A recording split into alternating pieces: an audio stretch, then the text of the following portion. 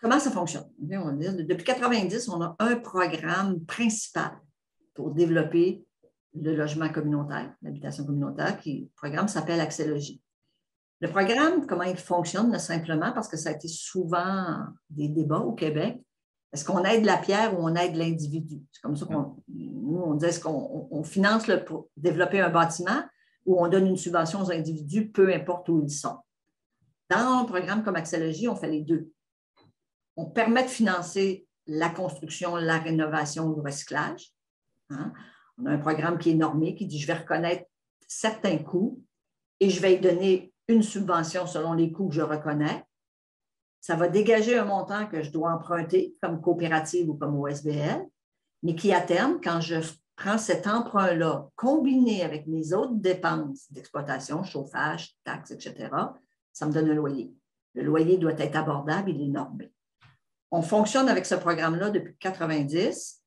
Il nous a permis de faire des interventions auprès des familles, des personnes âgées et des ménages qui ont des besoins plus particuliers, là, que ce soit en itinérance, en santé mentale, ex-détenus, toutes les problématiques, dans le fond, là, on pouvait les faire. Puis il y avait un volet particulier où ce que dans le volet pour les besoins particuliers, ce programme-là était modulé. Okay? Parce que quand je dis on arrive à un loyer X, tu y ajoutes aussi des subventions supplémentaires pour les personnes qui n'ont pas la capacité de payer même ce loyer abordable. Là, on est dans l'aide à la personne, mais qui est dans un programme qu'on appelle un programme autoportant, qui en soi, tu as tout à l'intérieur pour être capable de réaliser ton projet. Tu n'as pas besoin de courir ou de faire des demandes un peu partout. Donc, c'est effectivement un mix entre des aides, ce qu'on appelle nous les aides à la pierre, effectivement, et des aides plus à la personne. Donc, c'est lié aussi aux capacités financières des personnes. Donc, je veux dire, l'aide que va apporter la collectivité ou les collectivités publiques, je ne sais pas si c'est à quel niveau, mais dépendent aussi du fait que le projet s'adresse à des ménages qui ont des revenus jusqu'à un certain niveau. Modeste, effectivement.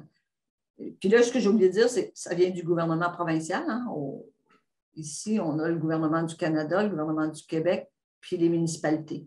Le gouvernement du Canada investit dans des programmes d'habitation. Le Québec dit c'est sous mon contrôle. Donc, le fédéral donne de l'argent au Québec qui le traduit dans ses programmes. Et le programme que j'ai parlé, Accès Logis, lui, ils ont dit on demande une contribution des municipalités. Donc, les villes avaient aussi à contribuer dans ce programme-là. Donc, en ce moment, on est dans peut-être un tournant, hein, parce que ce programme-là qui existe depuis 1990, le gouvernement est à se questionner s'il le modifie, est-ce qu'il va le poursuivre, comment ça va se traduire. Et là, on est en ce moment à travailler parce qu'on est dans une période de transition, on va le dire comme ça. On est plus dans des montages financiers où on cherche de l'argent dans différents lieux. On n'a pas un seul programme qui suffit. Il faut qu'on demande de l'argent provincial, un peu municipal. On va chercher au fédéral. On est dans des multitudes de programmes. Ça l'amène son lot de défis, je dirais.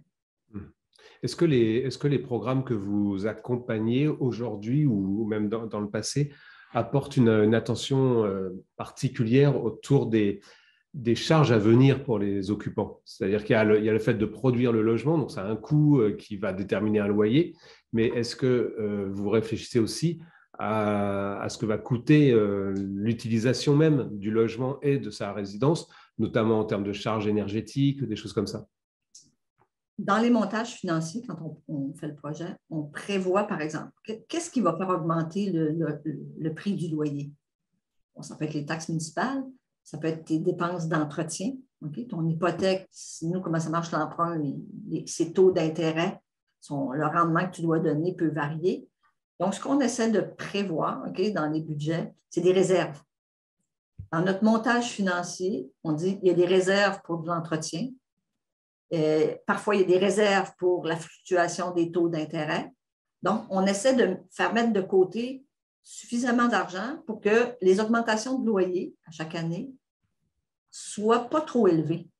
Et ce qu'on constate, c'est que dans le logement communautaire, on avait peut-être un peu sous-estimé l'entretien, mais le logement abordable qu'on a développé est demeuré abordable. Et l'écart a augmenté. Parce que des fois, quand on est dans un programme, la première année, l'écart entre le marché privé et nous n'était pas si important, mais on a vu la courbe là, où ce que le logement communautaire, le marché privé monte comme ça, puis le logement communautaire monte beaucoup moins rapidement. On a révisé en se disant, OK, comment on fait pour que l'entretien soit un petit peu mieux planifié, etc. Parce qu'il y a une tension entre ce que je dois faire, puis la conséquence sur le loyer et les gens à qui je m'adresse.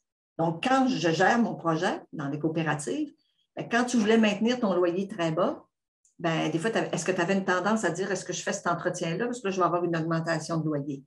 Donc, on dit qu'il faut prévoir des budgets d'entretien pour que les gestionnaires ne vivent pas trop fortement cette tension-là.